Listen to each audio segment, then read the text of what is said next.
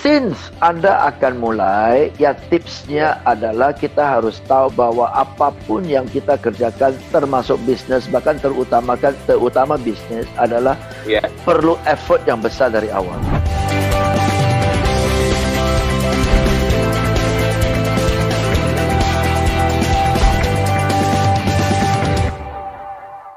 Hey, Pak James Gui, saya tadi kenalin the one and only Indonesia's favorite trainer and seminar speaker.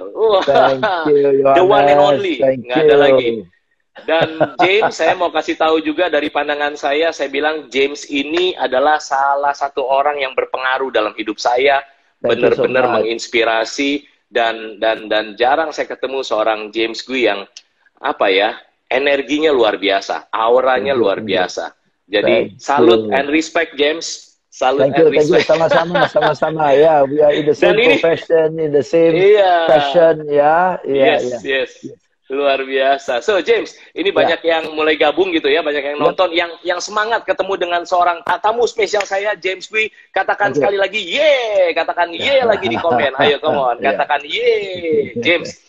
Jadi saya mau mulai bertanya dengan banyak pertanyaannya, mungkin ada sekitar 250 questions lah ya.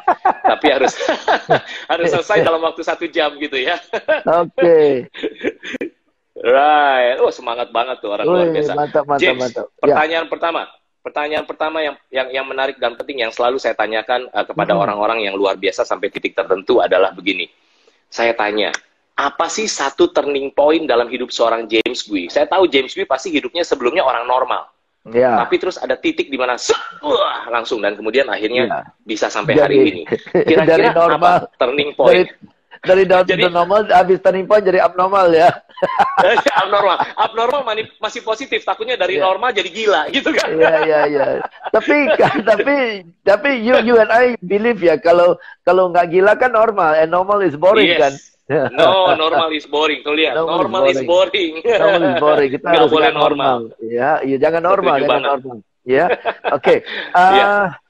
Turning point for me, turning point for me in so far of my career adalah kerusuhan yang terjadi 98.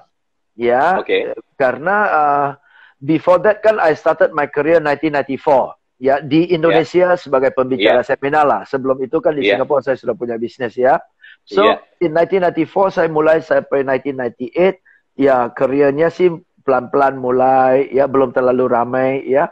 Tetapi karena kerusuhan at that time, pasca kerusuhan, banyak perusahaan-perusahaan kan sudah in disarray ya, dan banyak orang sales kebingungan dan sebagainya. Dan waktu itu kan rupiah melemah banget, banget.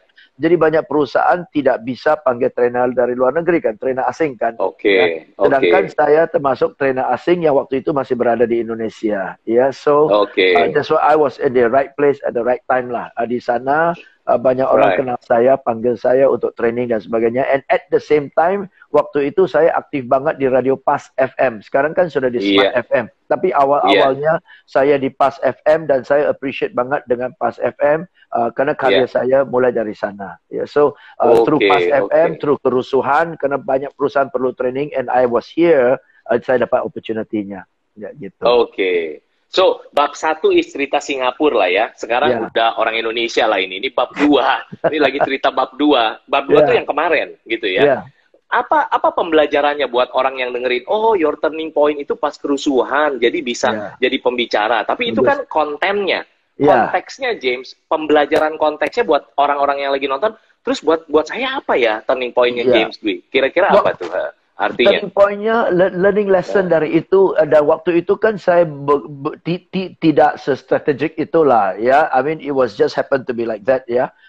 Adalah ternyata looking back on hindsight adalah waktu itu nggak ada orang berani datang ke Indonesia. Ya, itu karena buat banyak orang itu ancaman kan, ya. Security issue ya. Orang asing nggak berani datang, orang Singapura nggak berani datang, ya. Dan saya kebetulan berada di sini. Jadi ancaman buat orang lain, peluang buat saya kan, karena nggak ada orang mau datang. Ya, karena nggak ada orang mau datang, semua orang takut, maka ini blue ocean waktu itu kan. Iya. Jadi lessonnya kembali di setiap krisis ada peluang dan ancaman, dan sekarang kita berada di dalam krisis lagi. Betul banget. Dan bahasa Jermannya dari krisis adalah Weiji gitu ya. Ya, Weiji, betul, Weiji. Ya. Wei adalah apa? Krisis. Ancaman. G ancaman. Ya, Krisis Wei ancaman. itu, ya. Dan G adalah Wei itu dari Weixian. Weixian itu danger, bahaya. Ya, jadi bahaya. di dalam krisis itu ada ancaman, danger, bahaya. Weixian. Dan Qi itu dari Qi Hui, peluang. Ya, peluang. Lihat nah, tuh. Jadi peluang, lihat. Ya, jadi belajar banget itu. Luar biasa. Gitulah, so, jadi jadi pembelajarannya adalah orang-orang lagi nyaman, menghindari yang tidak nyaman. Seorang James Gui justru masuk ke zona yang tidak nyaman, gitu kan ya? Which is kita tahu rumusnya adalah it's a growth zone berarti. Karena there is no comfort. There is no comfort in growth zone. There's no growth zone. Dan looking back kan kita juga pernah dengar quote dari Warren Buffett, ya. When everybody's afraid, it is time to move in. When everybody's confident, it's time to be careful, kan? Iya, luar biasa. Tapi kita berdua ngomongnya gampang ya, James. Kayaknya tapi kan takut gitu kan ya. Nah, tapi itulah abnormal. Yes. Sedikit gila lah. Sedikit gila lah. Kita juga melangkah kan nggak gila-gilaan. Kita juga melangkah dengan berhati-hati kan. One step at a time kan. Kita juga nggak bohong kok. You started your business now itu juga like how many years ago? 10 years ago? 10 years ago kan? Like more than 10 years ago. More than 10 years ago kan? Until you are today now kan one step at a time. In this business coaching. Betul. Semua one step at a time lah. Selama ini ketemu begitu banyak orang, bahkan sampai ke luar negeri, kasih training segala macam, ketemu banyak orang.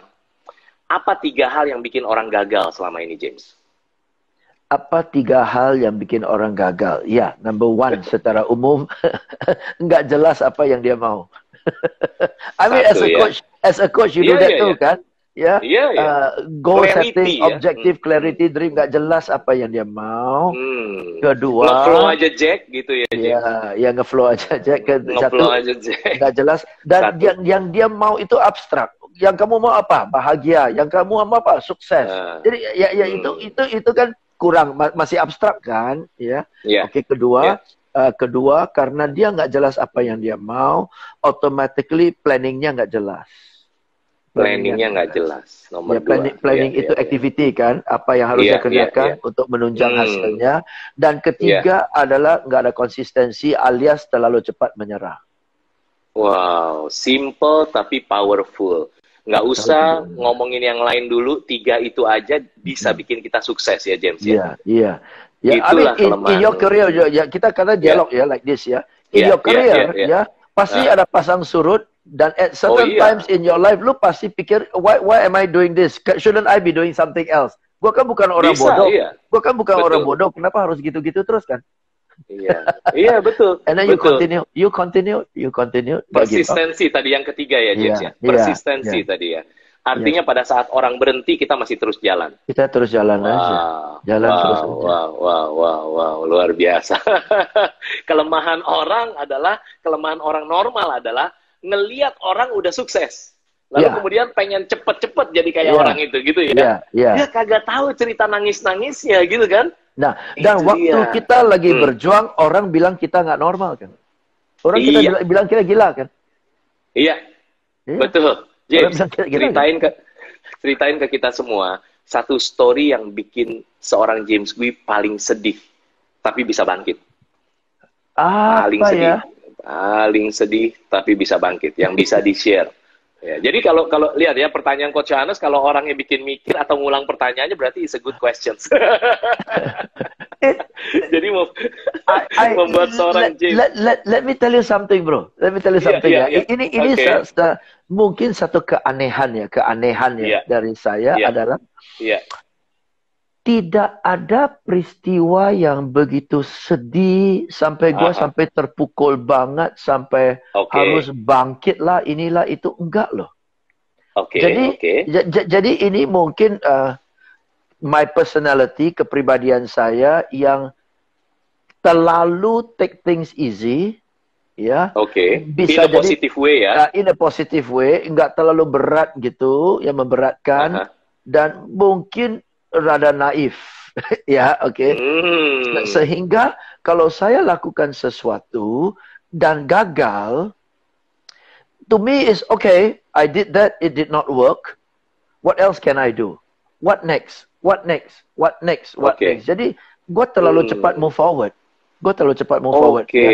Jadi nggak ada peristiwa dalam hidup ini maupun dalam pekerjaan yang karir yang begitu memukul sampai tertanam di sini selama-lamanya. Lu tanya peristiwa sedih, langsung ada yang muncul. Nggak ada. Justru adanya nggak ada.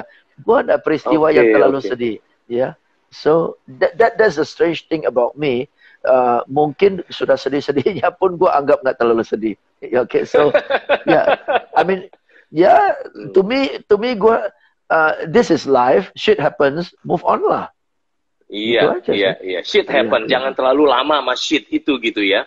Kadang-kadang orang bahkan, iya benar, kadang-kadang orang bahkan mengentertain that shitty thing gitu ya. Jadi akhirnya self pity, mengasihani diri sendiri, drama gitu kan. Jadi seorang James Gui begitu jatuh atau begitu lagi sedih, ya udah move aja terus gitu kan ya. Move forward terus. Move forward. Sekali lagi yang nonton mungkin dengarnya mudah ya, tapi ya mesti ditanam di sini, tidak mudah itu pasti kan? Iya. Tidak mudah pasti. Oke, tidak mudah nih, tidak mudah. So, yang mau bertanya silakan ya. Ini seorang James Gui, kita punya waktu ya gitu ya. Kita punya waktu 1 jam ngomong ya. Kalau yang mau bertanya silakan siap-siap bertanya, nanti saya bacain. Thanks. So James, jadi ketemu lagi sama orang begitu banyak. Kira-kira di zaman yang kayak pandemi COVID-19 kita udah di new normal, nanti habis new normal akan ke next normal gitu ya. Apa sih kalau 3 tips yang pengen ditangkap dari orang-orang yang nonton kita tuh kemungkinan dua macam atau 3 macam orang lah. Tapi utamanya adalah orang yang tadinya mungkin dia belum punya bisnis, tapi dia mau bangun bisnis. Itu yang pertama, James. Yang kedua adalah orang-orang yang sudah punya bisnis, tetapi mungkin dia profitable, punya duit, punya untung, punya cash, tapi belum autopilot. Alias belum bisnisnya jalan sendiri, belum bisa ditinggal. Jadi belum autopilot, berarti belum entrepreneur sejati. Jadi dua macam orang lah. Nah, kira-kira kalau 3 tips untuk mereka yang lagi di zaman pandemic ini new normal dari seorang James Gui itu apa? Kalau 3 tips yang praktikal banget. Oke. Untuk tipe pertama, pertama yang lagi mau mulai bisnis kan ya? Lagi mau mulai bisnis. Belum mulai tapi mau mulai ya? Belum. Mau mulai, tapi nggak mulai-mulai biasanya, James. Kecuali ada bisnis coach yang bilang, ayo mulai, gitu kan ya. Oke. Iya, ayo James. Since Anda akan mulai, ya tipsnya adalah kita harus tahu bahwa apapun yang kita kerjakan, termasuk bisnis, bahkan terutama bisnis, adalah perlu effort yang besar dari awal. Jadi di bagian awal perlu effort yang besar, perlu sacrifice yang besar, ya, sehingga make sure that it is something that you do that you enjoy. Udah penting itu, ya. Yang Anda suka, yang you suka. Suka itu adalah kalau nggak dibayar pun mau lah. Itu suka. I mean, you and I kan ketemu orang kalau nggak dibayar minta advice pun lo mau kok. Iya, enggak, saya nggak mau, James. Lo nggak mau ya? Ada passion. Ada passion. Jadi, satu, do something that you're passionate about because you are going to put in a lot of time, effort, and sacrifice. Kedua, create something yang masuk ke dunia bisnis ini yang masih life cycle-nya masih panjang. Life cycle-nya masih panjang. Jadi intro, growth, belum mature, belum turun, decline gitu ya. Sehingga you bisa menikmati the whole cycle lah ya. Dan ketiga adalah satu bisnis yang suatu hari lu bisa lepas dan bisa scalable.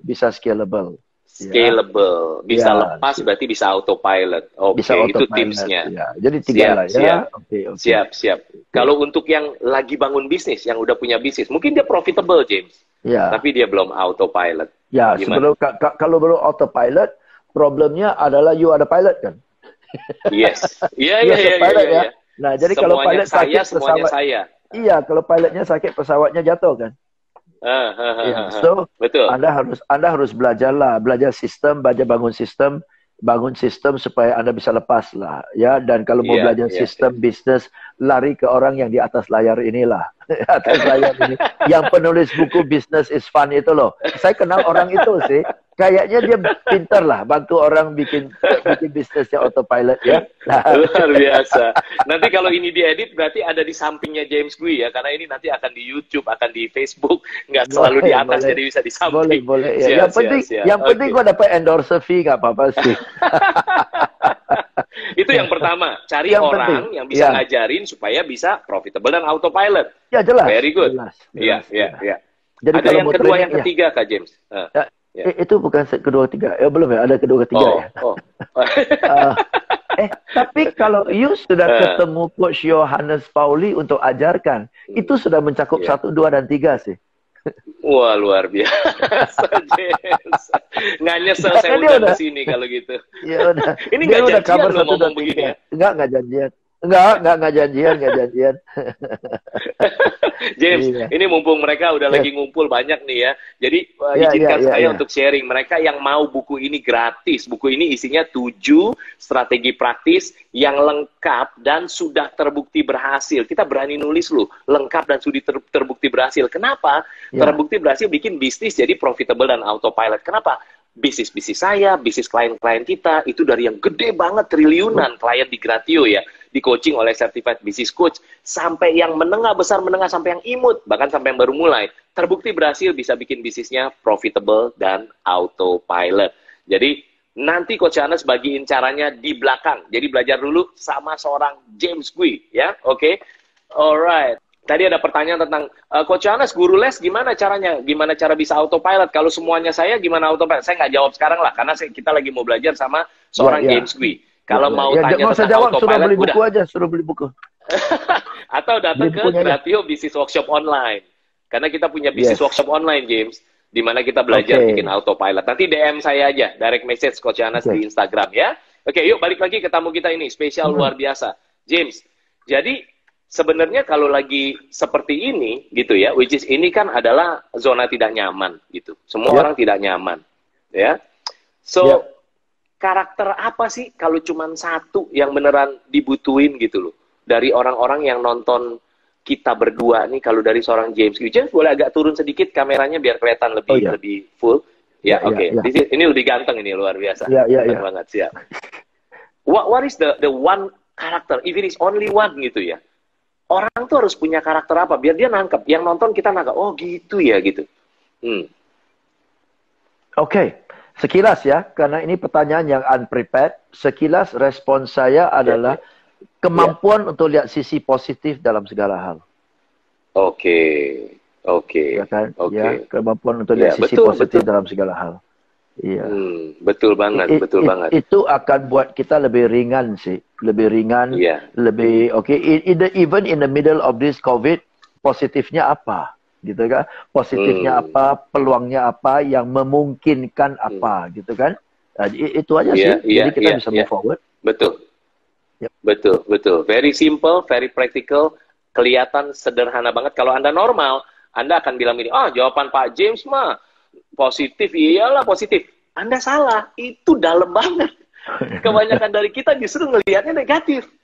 Listen to this, everybody, termasuk saya dan James, kita belajar bahwa ternyata dunia ini kayak gimana sih? Tergantung cuman ini nih. Cuma tergantung ini. Tergantung kacamata yang kita pakai. Karena begitu lewat dari kaca ini, itu yang Anda lihat. Jadi pakailah kacamata yang positif tadi dari James. Dan kalau kita gantikan kacamata ini dan kita pakai Ray-Ban, dunia gelap. Dunia gelap. Kalau kita ganti Ray-Ban-nya dengan Ray-Ban yang lensa merah, dunia merah. Berdarah. Merah. So you look at the world not as it is, but you look at the world through your eyes. So what do your eyes see of the world? So the world is different to everybody. To you and me, the world is a nice place. To somebody else, the world is a cruel place. To somebody else, the world is a difficult place. To somebody else, the world is a beautiful place. Worldnya sama sih, cuma kacamata kita berbeda-beda. Betul. Betul, demikian itu dalam banget. Jadi it's a matter of these glasses, cuman masalah kacamata kita. Tapi ngomongnya gampang, kacamata gitu. Apa gue ke optik aja ganti? Nggak semudah itu ternyata, karena adanya di dalam kita gitu ya. Sama orang. Iya, lebih murah nggak usah ke optik, duduk aja di bawah pohon. Terus doa dan introspeksi gitu ya. Iya udah, gratis. Betul. Sama belajar sama James Gui. James Gui ini mungkin a few people yang bisa bikin energi orang itu naik cepat. Bukan cuma motivasi ya. Motivasi is a very good thing, you know. Don't underestimate the motivation. Kenapa? Karena begitu orang nggak punya motivasi, apapun nggak bisa. Orang nggak punya hope, nggak punya motivasi, nggak bisa ngapa-ngapain. Tapi this guy namanya James Gui ini, ya. Orang udah lagi mau gimana pun di bawah ribuan orang atau ratusan orang. Begitu beliau naik stage, itu energi orang naik. Itu salut. Dan nggak mungkin James Gui itu nggak mungkin bisa naikin energi orang kalau beliau sendiri nggak walk the talk. Intinya gitu. Bener nggak sih? Ya. Benar. So James, ini kira-kira kalau tadi kan ngomongin karakter, ngomongin turning point, ngomongin karakter. James, kalau ngomongin tentang ini apa? Tadi saya punya pertanyaan, it's very good ya. It's about gini. Jadi kalau itu tadi karakter. Nah, kalau orang yang supaya bisa, ya jujurnya sih saya lupa pertanyaan saya. Udah mau muter-muter, tetap aja ketemu di sini. Iya, nggak apa-apa. Tadi di chat sebelumnya ya, tadi di live sebelumnya ada yang tanya untuk menjadi trainer atau apa ya. Tapi karena kita tidak, hilang ya. Bisa tolong ketik ulang ya. Ada ya. Pertanyaannya kira-kira begini, Pak James, apakah ini saat yang tepat? Masih bagus nggak kalau mau jadi trainer atau mau jadi coach gitu? Coba, Pak James. Ya. Bagus banget. Apalagi lewat Zoom ini, dan Anda bisa jadi trainer online kayak ginian, ya. No cost and no risk. Ya, kalau Anda mau bawa training sebagai trainer offline di hotel, kan minimal mesti ada jumlah orang yang misalnya 25 orang, 30 orang baru bisa cover cost, bisa worth it gitu kan, ya. Tapi kalau Anda bawa training ini 15 orang pun bisa jalan, kok 8 orang juga bisa jalan, kok nggak rugi apa-apa. Plus start small. Start small, plus Anda ada kesempatan untuk practice. Ya, so this is a good time to learn. Ya, and by the way, sejak COVID mulai stay at home, ya, all my live seminars kan cancel. Lu tahu ya, all my live cancel. Dari Maret sampai Juni cancel. Langsung kok tanggal 30 Maret switch ke Zoom, ya. And today, this afternoon, I just finished my Zoom session learning yang ke-86. Ya, 15. Kok begini ya? 86 ya, oke. 86 ya. 15 ribuan orang ikut trainingnya total. Salut and respect. Karena itu ya, orang kebanyakan masih mikir gimana mau pivot, gimana mengubah bisnisnya. You one of the first, kalau nggak the first. Yang langsung hajar aja udah. Hajar aja. Dan gilanya sebelum COVID, apa itu Zoom, gua nggak pernah dengar. I have never heard of Zoom, Google Meet, Google Hangout. What the hell is that? Exactly. Work from home tanggal 18 Maret, tanggal 30 gua udah Zoom. Luar biasa.